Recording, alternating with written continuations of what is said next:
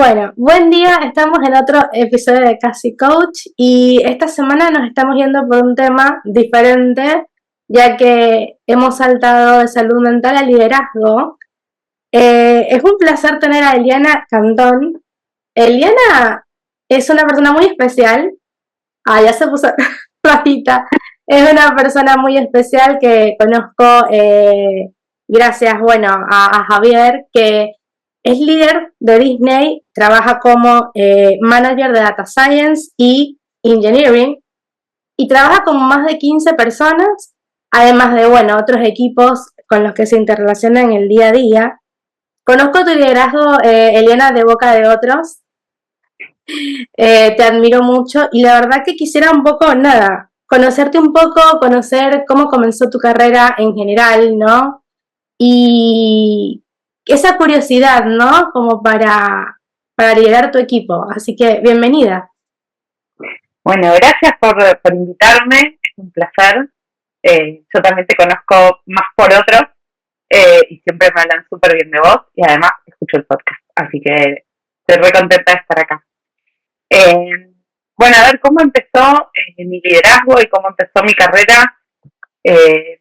Hace mucho tiempo. A ver, lo más gracioso de mi liderazgo es que empezó al mismo tiempo que empezó mi maternidad. Yo trabajaba en un banco y era parte de un equipo, me fui de licencia por maternidad y al mismo tiempo el que era mi jefe cambiaba de posición y me ofreció su lugar. Así que en medio de mi licencia por maternidad me preguntaron si tenía ganas de asumir ese rol, con todo lo que eso conlleva. O sea, ser líder es muy distinto a ser parte de un equipo y a ser liderado por alguien. Así que fue todo un aprendizaje nuevo, como al mismo tiempo que fui aprendiendo a ser madre, tenía como dos responsabilidades y yo lo asocio mucho. La maternidad, no sé si es porque empezaron juntos o porque tienen muchas cosas en común, pero en ambos casos como que fui creciendo un montón.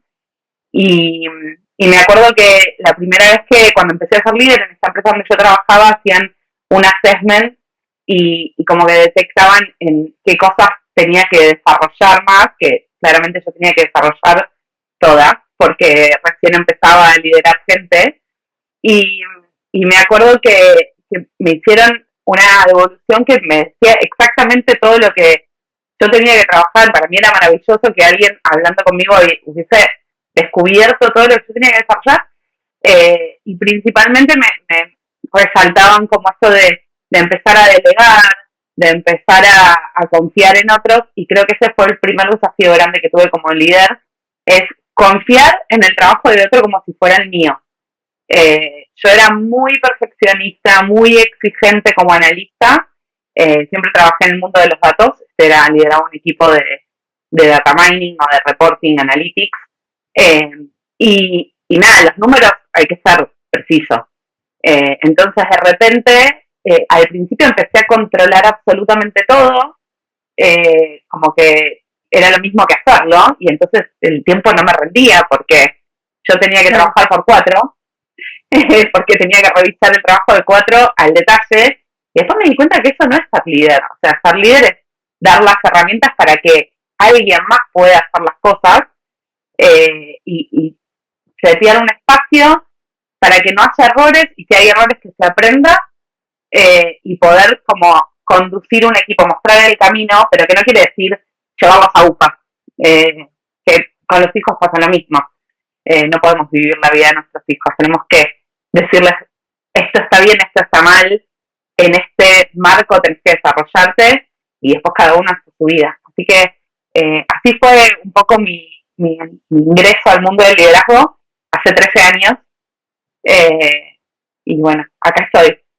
Qué lindo esa coincidencia de la maternidad y el liderazgo, porque son dos procedimientos dos procesos, dos momentos de vida que se viven, y sabes que creo que eso es clave, ¿no? Como que haber vivido la maternidad y haber vivido el liderazgo juntos, como que creo que es clave para el modelo de liderazgo que por allí quieres tener.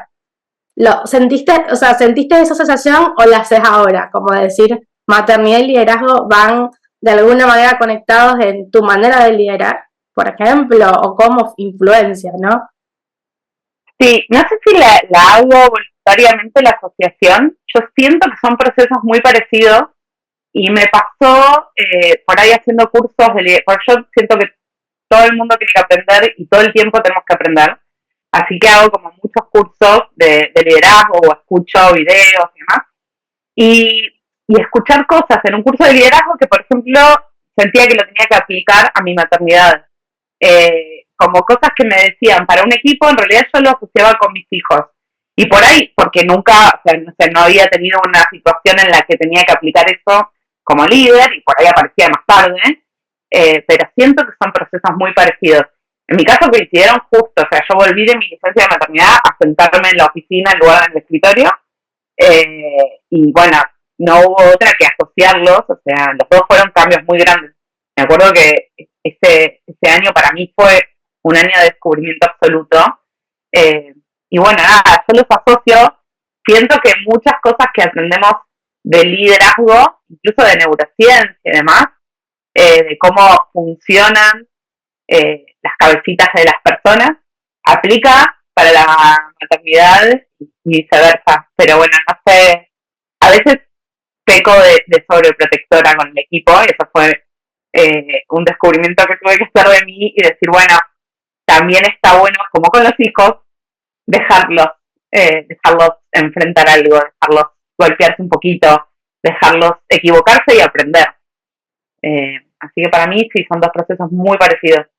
Sí, creo que también tiene que ver con esto de las relaciones interpersonales y lo importante que es para ti, considero por lo que te escucho, cuidar la relación personal ante todo, porque considero que algo que sucede mucho como en el liderazgo actual y las dificultades que tenemos es que hay un foco tan alto en la productividad o hay un foco tan alto en el resultado que comprometes, ¿no?, a la persona o comprometes al equipo en el proceso y eso también afecta un poco el clima laboral. Creo que yo soy fan del modelo proteccionista también, aunque es difícil mantenerlo y sostenerlo porque sé lo desafiante que es, digamos, ponerte en el frente, ponerte también es ponerte tú enfrente en esa situación, cuando tienes el rol, digamos, de proteger a tu equipo, más allá de protegerlos, de acompañarlos, también eres tú y es la cara del manager el que defiende al equipo y el que pone la cara cuando el equipo se equivoca. ¿No? Igual como una madre cuando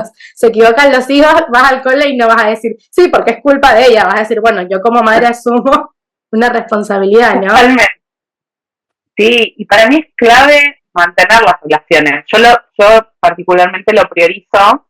Sé que a veces hay cosas que hay que decir, nada, ajustemos acá, mejoremos esto, y a veces no es lo más lindo escuchar que tenés algo que mejorar, por ahí es más lindo que te aplaudan, pero digo, está bueno porque siento que le doy la oportunidad al otro de crecer. Si yo no le digo nada o siempre doy noticias lindas, la persona no tiene que mejorar, y para mí es clave cuidar las relaciones y establecer como un vínculo de confianza.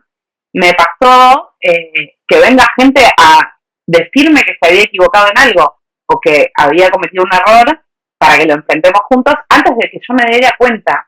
Y para mí eso es clave, o sea, yo no tengo que andar controlando si algo está mal o si hicieron algo mal.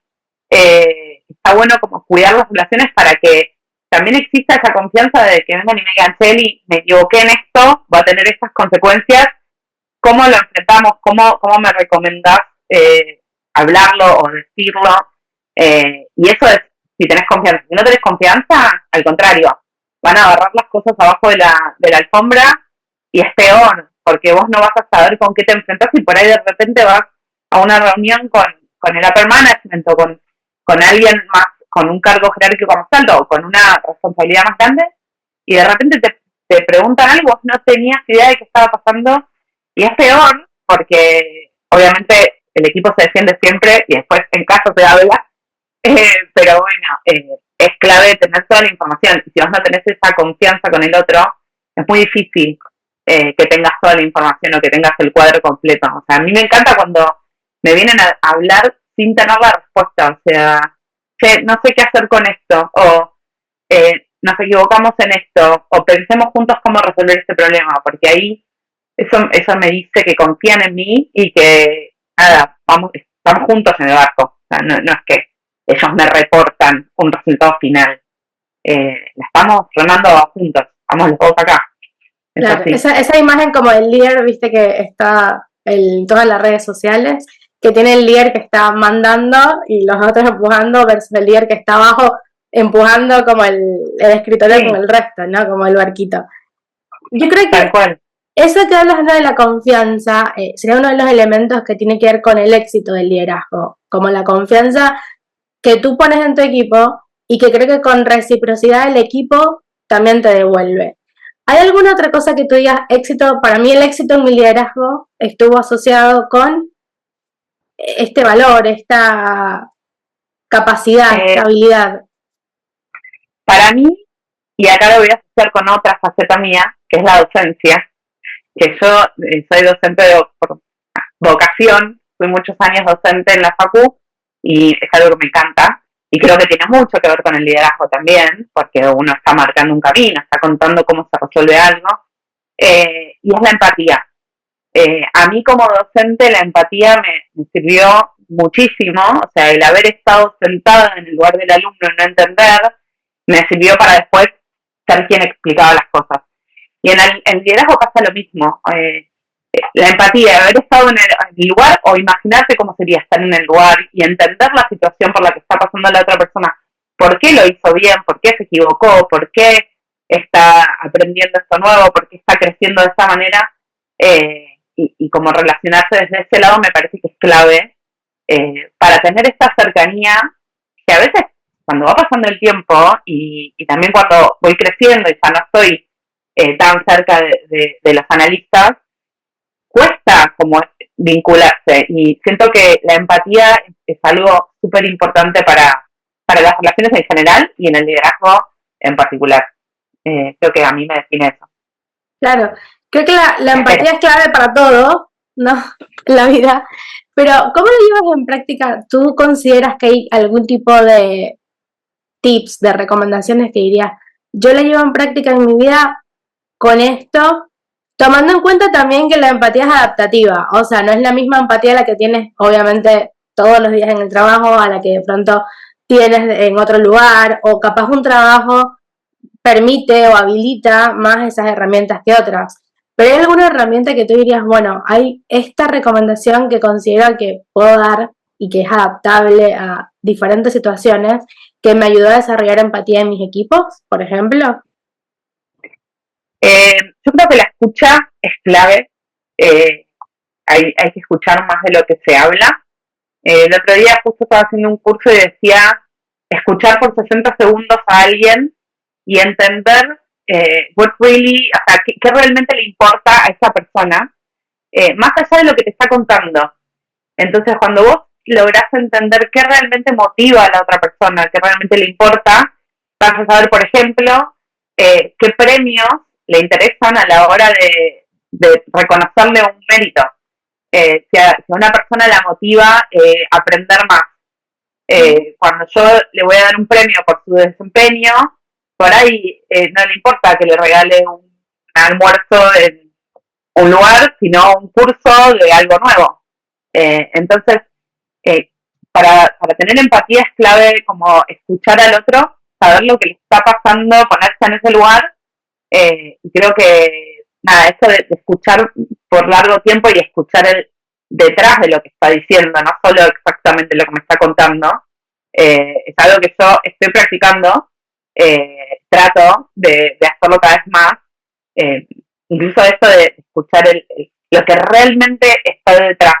Por ahí viene alguien y te cuenta, lo ensayábamos en este curso con juegos de roles, y alguien me contaba una anécdota del jardín de sus hijos, y en realidad lo que le estaba importando eran los valores que estaban detrás de eso, o sea, que los padres no le dieran independencia a sus hijos o que no los dejaran resolver solos algo, y no importa el conflicto en sí, importa lo que está por detrás. Entonces, como que una escucha activa y consciente creo que es clave.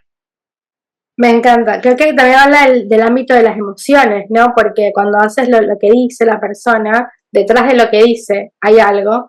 También se habla mucho de lo que tiene que ver con las emociones que trae esa persona, ¿no? Como que a veces hay algo de traer una situación y la situación no es lo importante, sino la emoción, lo que siente la persona mientras te lo está contando. Como que la ves enojada o la ves triste o la ves... eso me parece como muy interesante de lo que rescatas. Y también creo que cuando uno habla del ciclo de empatía, ¿no? Como tú lo describes, en escuchar a una persona, la escucha activa creo que es como súper importante en el aspecto de decir, repetir, reflejar, como lo que tú me quieres decir es esto, o lo que necesitas es esto, porque hay una poca claridad a veces entre lo que la persona dice y lo que la persona necesita, que me pareció como algo que hay que subrayar de lo que dijiste, ¿no? Como, ¿qué necesita realmente, más allá de lo que me está diciendo? Y, Totalmente. a ver, me decías justamente esto de cómo nos equivocamos y cómo lo afrontas. ¿Tú nos podrías contar alguna vez que dijiste, como una experiencia de líder que dijiste, me equivoqué, cometí un error? ¿Y qué proceso hiciste para aprender de eso, para transformarlo, ¿no? Porque hay un proceso como que uno hace que, ay, me equivoqué, y luego dices, bueno, ¿cómo transformo este error en algo que puedo cambiar, que puedo mejorar, o que aprendí de esto? A ver, equivocarme me equivoco todo el tiempo. Desde que empecé hace 13 años, que ahí me equivocaba más seguido, creo, hasta ahora, creo que todo el tiempo me estoy equivocando. Mis primeros errores tenían que ver con no delegar o con tener miedo de dar una mala noticia o un feedback negativo. Como yo creo que son los errores típicos de un líder Joder. reciente. Claro. Entonces, como que no quería contarte que estabas haciendo algo mal y lo seguías haciendo, porque claro, si nadie te dice que está mal, vos tranquilamente seguís haciéndolo. Me acuerdo que en ese momento alguien me dijo, ¿a vos qué te pasa con el feedback? ¿Vos querés que te den un feedback? Y yo digo, obvio, porque si no me dicen que me equivoco, no me dan la oportunidad de mejorar. Y me dijeron, y ahí como que dije, wow, es así. Pero más recientemente, así me viene a la cabeza un caso particular que me pasó hace poco, de una decisión que yo tomé de mover a alguien del lugar. Estaba segura que era la mejor decisión. De hecho, tenía un trasfondo porque le permitía a esta persona tener una promoción, le daba una exposición distinta, y yo directamente dije, listo, esta es la oportunidad para que esta persona tenga una participación mayor, y dije, bueno, vos a partir de ahora vas a estar acá, como si fuera lo mejor del mundo. Y no le pregunté a esa persona dónde quería estar. Y creo que eso es clave. Si bien hay veces que las empresas se reorganizan y nos toca cambiarnos de lugar, y yo pasé por un montón de equipos en las empresas en donde trabajé, muchas veces está bueno primero preguntar, mira, está esta posibilidad, ¿a vos te interesa? ¿Vos querés estar acá? ¿Dónde querés estar? ¿Dónde te ves? Y esta persona, yo le dije, vos tenés que estar acá, me dijo, ok, y después de un tiempo me dijo, Eli, ¿podemos hablar? Y dice, yo no quería estar ahí. Me dice, la próxima vez me gustaría que me preguntes. Y para mí, de ahí aprendí dos cosas. Qué importante es la confianza de que esta persona me lo vino a decir antes de estar hablando por atrás o cambiarse de Total. equipo porque no estaba cómoda con mi decisión.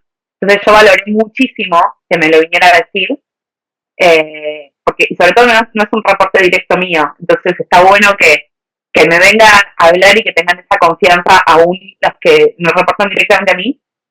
Y entonces ahí aprendí, bueno, que hay que escuchar y que hay que generar esa confianza, y que hay veces que las reorganizaciones dicen, bueno, el único lugar que tenemos es este, pero se comunica distinto. O sea, aún si el único lugar para esta persona hubiese sido ese, que podía no hacerlo, se comunica distinto. O sea, yo tendría que haber abierto la situación y decir, mira, esta es la reorganización que tenemos, el equipo tiene que migrar a esto, y yo siento que vos tendrías que estar en este rol por tal motivo, o si fuera la única opción, decir, voy a necesitar que estés en este rol, ¿cómo te puedo acompañar en la transición? O sea, hay mil cosas, pero a veces, y creo que lo más importante de esto es, a veces lo que yo creo que es lo mejor para otra persona o para el equipo, no siempre es lo mejor. Y es muy importante saber qué siente esa persona, o qué es lo que quiere, o qué es lo que lo motiva antes de hacer un cambio. Pero yo pensaba que estaba haciendo algo buenísimo. Me parecía genial. Y resulta que esa persona la estuvo pasando mal hasta el momento que me lo contó. Y no hay nada más feo que ir al trabajo a un lugar donde no te gusta estar. Si tenemos la suerte de trabajar de lo que nos gusta, nada, creo que es lo mejor que podemos hacer. Me gusta que lo digas en el aspecto de, bueno, hay un error, lo entiendo, lo comprendo, lo asumo, y hay algo clave en el factor comunicacional que dijiste, como ese insight de cómo lo comunico, ¿no? Porque sé que lo duro que puede ser cuando ubicas a una persona en otro rol, lo difícil que es como decidir, bueno, lamentablemente esto es lo que tengo para ofrecerte en este momento, porque es lo que la situación nos ameritó, nos está llevando a esto, pero esto es clave lo que dices de cómo comunicamos lo que decimos, cómo comunicamos y cómo expresamos las oportunidades que realmente existen, y que quizás eso hubiese cambiado mucho la manera en que la persona asume la posición o la manera en que la persona evalúa sus opciones como sus recursos personales para poder asumirlo o para poder convertir eso en otra cosa. Eso me parece de verdad una hermosa conclusión, y como un poco eso al valor de la comunicación que hay que retomar todo el tiempo, y decís como que es básico porque todo el tiempo hablamos, pero realmente ¿qué comunicamos? ¿No? Y por ahí creemos que son muchas maneras de decir lo mismo, pero no se recibe igual. O sea, no es lo mismo decirlo, a ver, era comunicar un cambio, es nada más que eso. Pero de la manera que yo lo comuniqué, estuvo mal, pareció como una imposición, más que, y yo, al contrario, yo quería dar una buena noticia. Y bueno, para mí es clave el cómo decimos las cosas y cómo está la otra persona para recibirlo, porque por ahí esa persona, a un cambio, por ahí estás aburrido y es lo mejor que te puede pasar, o por ahí estabas bien y es lo peor que te puede pasar. Entonces, el mismo hecho es distinto según cómo esté la persona y lo que le esté pasando personal y laboralmente a esa persona en ese momento. Nada, creo que es clave. Bien, me gustó. Me gustó mucho el caso, gracias por compartir. Y algo que me interesa mucho de esta entrevista, este es el punto para mí más alto de esta entrevista, es personas que lideran a personas. Se dice que los líderes reconocen a otros líderes, y hay algo como mítico con respecto a eso, porque el liderazgo en esencia parece que es algo como que está en el aire, en las características de la persona, en la historia de vida, en cómo cuenta las cosas, en el storytelling que se dice la persona. Y me parece muy interesante saber qué buscas tú en un líder cuando tú haces algún proceso, una entrevista, o piensas promover a alguien a un puesto de liderazgo. ¿Qué características buscas en esas personas y qué reconoces en ellos que consideras valioso para, obviamente, tener equipos a cargo, y al mismo tiempo para tener como esa química de comunicación que se mantiene apegada a los valores y a las cosas que quieres mantener en tu equipo? Porque creo que eso del líderes de líderes a mí me parece un tema súper interesante, porque ataca o apela a lo tuyo humano, a lo que necesitas de tu recurso, pero al mismo tiempo a lo que tu equipo y lo que tú quieres transmitir en toda esa cadena del equipo. Sí, es mi desafío del último tiempo. Porque así como cuando empecé a liderar, aprendí un montón de cosas. Cuando empecé a liderar líderes, aprendí otras cosas.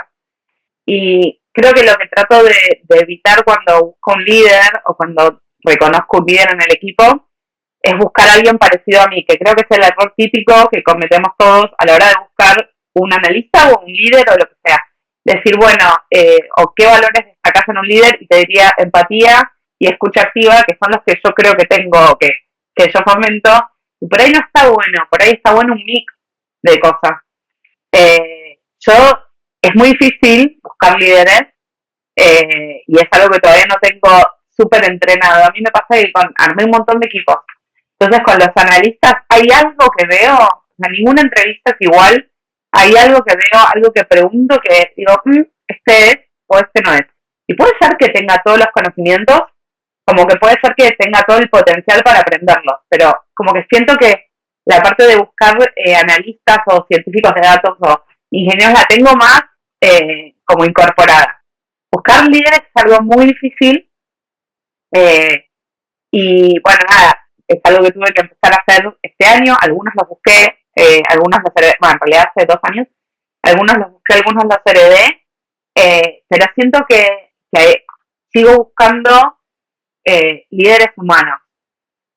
Gente que le importe que del otro lado hay personas y con lo humano vienen un montón de características que tienen que ver con la empatía, con la escucha, con el marcar el camino, con el saber comunicar y traducir, porque un poco los líderes intermedios son traductores míos. Yo cuento una idea y después ellos tienen que ir y contarle al equipo el lenguaje técnico o con su agregado, con su aporte, para que después termine siendo el resultado, y es un desafío.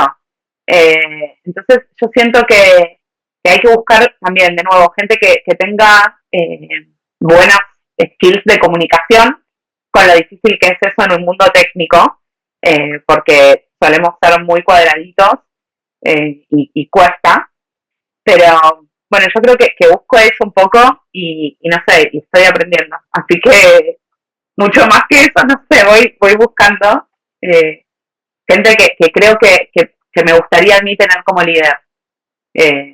Cuando hablan, me gustaría estar liderado por esa persona. Entonces, creo que esa es un poco mi medición, mi vara. Muchas veces lo que intento también, porque los líderes también están expuestos a otros ámbitos.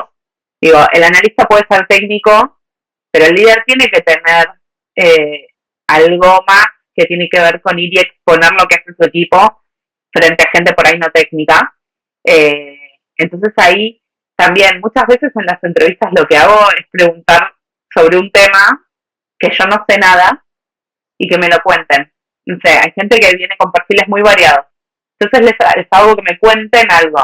Y si me lo logran explicar simple, digo, listo, esta persona tiene las habilidades de comunicar, y me han explicado cosas de aviones, de radares, de estructuras, porque cada uno en su mundo, yo le pido que me explique algo de lo suyo, que yo por ahí no tengo idea, pero digo, bueno, si puedo explicar algo complejo de manera simple, va a poder comunicarse con su equipo, va a poder comunicarse con otras áreas, y creo que ahí hay algo que está bueno. Pero nada, iré aprendiendo. Por ahí en 2 años te digo otra cosa. Me encanta. Rescato algo mucho, que lo que dijiste de la simpleza me parece un excelente tip para buscar habilidades de comunicación. Eso de buscar un tema de que no sabes nada y que alguien te explique y que te lo diga a un nivel que lo puedas entender, que lo puedas comprender, es uno de los grandes desafíos de la comunicación, porque ahorita hay mucho en las redes sociales, viste esto de que la gente quiere hacer todo lo que hacen en los videos de TikTok, por ejemplo, y quedan con el estrés de no me quedo tal cual como el video de TikTok, viste. Y es un ejemplo que le llevo porque es muy el diario. Tú estás viendo videos en Instagram y dices qué buena receta, y tipo expectativa versus realidad no te queda igual.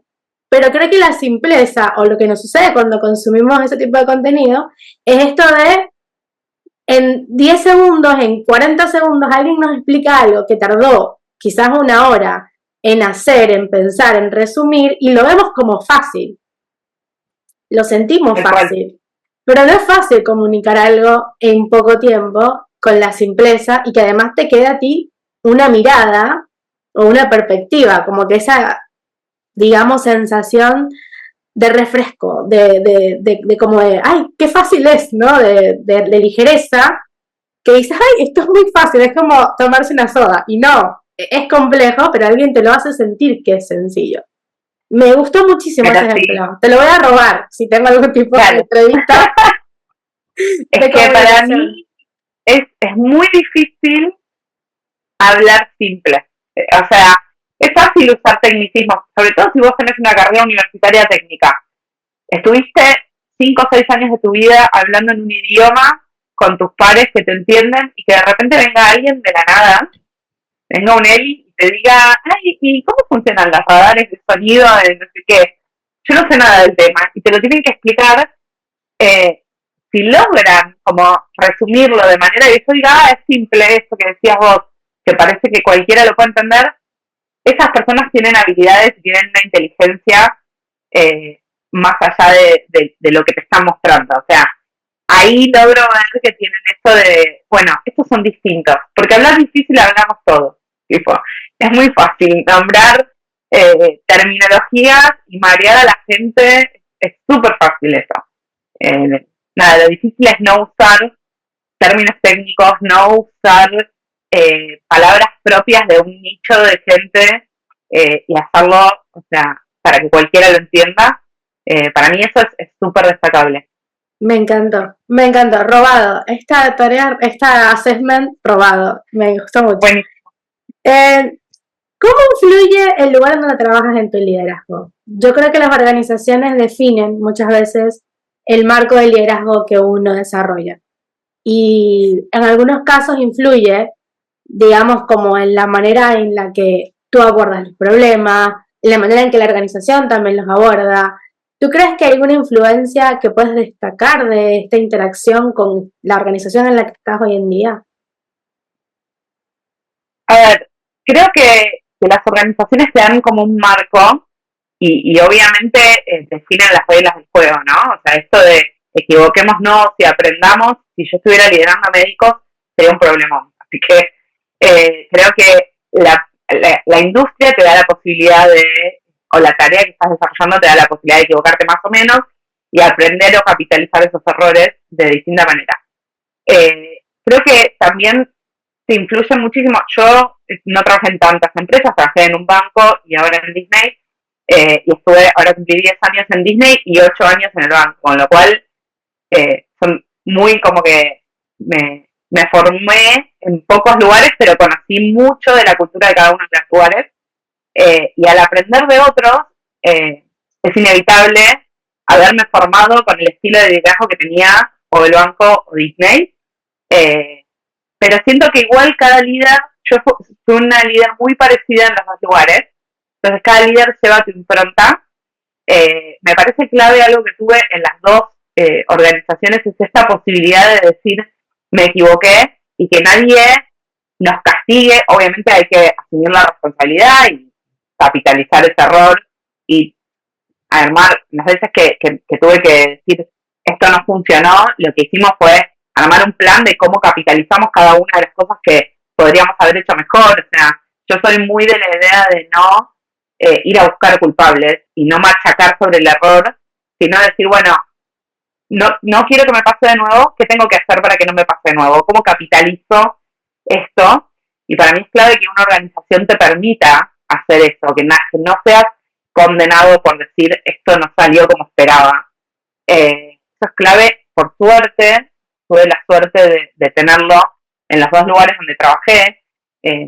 Mucha gente, mi hermana me dice que siempre yo estoy en una burbuja de lugares perfectos, donde todo me sale bien, donde, no sé, acompañan muy bien la maternidad, donde hay paridad de género, donde tengo la misma posibilidad que cualquiera. Por ahí estoy en mi burbuja perfecta, pero a mí me pasa eso, siento que en las organizaciones en las que estuve había cursos de liderazgo, había herramientas para ir formando líderes. Yo soy una esponja para aprender cosas de por ahí y armar mi propio mix, y que también me permitían decir esto no salió como esperaba y aprendí esto de esta situación y la próxima vez lo voy a hacer de esta otra manera. Creo que nada, tuve la suerte de ser formada en dos empresas que tenían esa ventaja.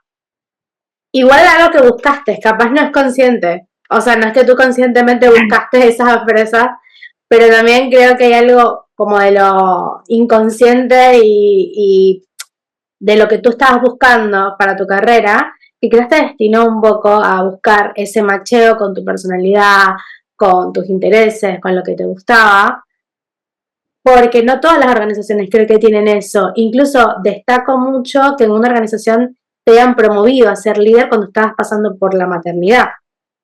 Eso es algo que en algunas organizaciones, por ejemplo, es una mala palabra. ¿Cómo vas a decirle, ofrecerle a alguien ser líder durante el proceso de maternidad, porque va a rendir menos, porque debido a los requerimientos de la maternidad, que son mitos, porque son mitos que una persona no pueda rendir en diferentes fases de su vida, pero que también depende mucho de la organización y la perspectiva que tenga con respecto a todo este proceso, ¿no?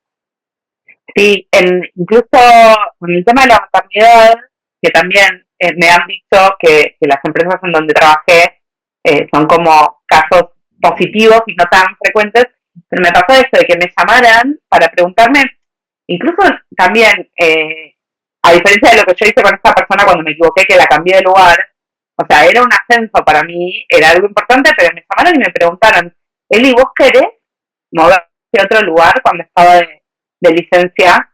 Y yo dije sí, entonces bueno, nada, me promovieron, nada, estoy formando como líder, y después cuando entré en Disney yo también quedé embarazada de mi segundo hijo a los 3 meses de haber estado, y también no tenía tanto conocimiento de la cultura de Disney en cuanto a estas cosas, y me pasó que me dijeron, qué linda noticia, y me acompañaron muchísimo, y nada, siento que para las mujeres o para quienes quieren pasar por un proceso de maternidad, sea porque es después un parto o por de la manera que uno sea padre o madre, que una empresa te acompañe me parece clave.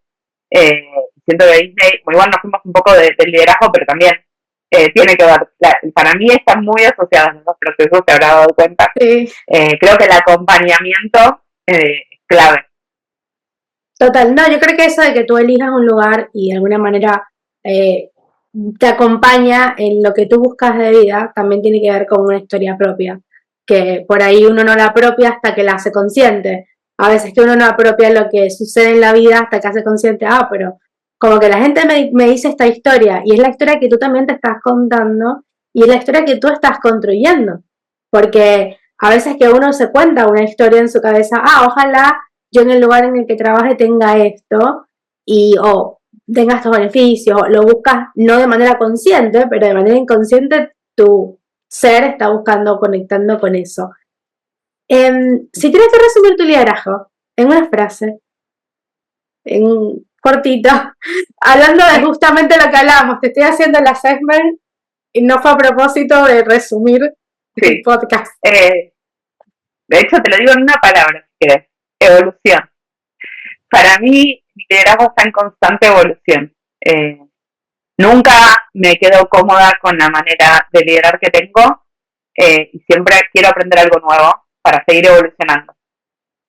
Me encanta. Evolución tiene que ver con cambio, con transformación, con cambiar esto de la mentalidad de lo nuevo.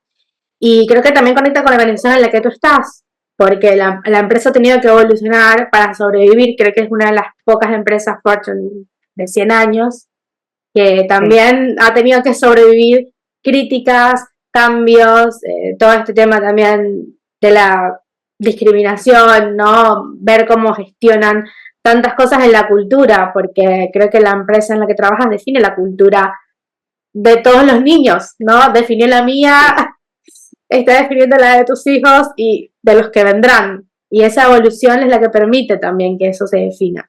Que es una responsabilidad muy grande, y si no evolucionas, es difícil. Me encanta. Sí.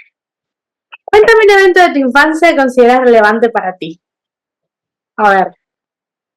Es difícil porque yo, si me tengo que identificar con un personaje Disney, soy Dory, porque no tengo mucha memoria. Entonces volver a un evento de mi infancia es todo muy difícil, pero hay algo que creo que lo tengo presente porque se lo cuento a veces a mis hijos, a mi hija sobre todo, que es un momento, de hecho no me acuerdo bien la situación, pero me acuerdo que yo había vuelto a casa con algún problema de niño, y le decía a mi mamá que vas a hablar al colegio porque la maestra no sé qué. Yo estaría en 4º grado, una cosa así. Y para mí era terrible, ahora no me acuerdo ni qué, pero me acuerdo que mi mamá me sentó y me dijo, vos tenés que ir a hablar con la maestra y vos tenés que ir y resolverlo. Esto es algo que vos podés resolver, resolvelo, yo no voy a ir a hacerlo. Y siento que eso me marcó como madre, como líder y como en general como persona, de los dos lados. Uno de hacerme cargo de resolver mis propios problemas cuando están a mi alcance, y no pedir siempre que otro me ayude cuando yo puedo. De hecho, yo soy muy al contrario, o sea, a veces tengo que volver y decir, pedí ayuda porque soy muy de yo puedo y yo hago. Pero bueno, también me formó, o sea, como de salir de esa, estoy cómodo, andar a hablar con la maestra, y decir, no, yo voy a ir y voy a hablar con la maestra y decirle lo que quiero resolver.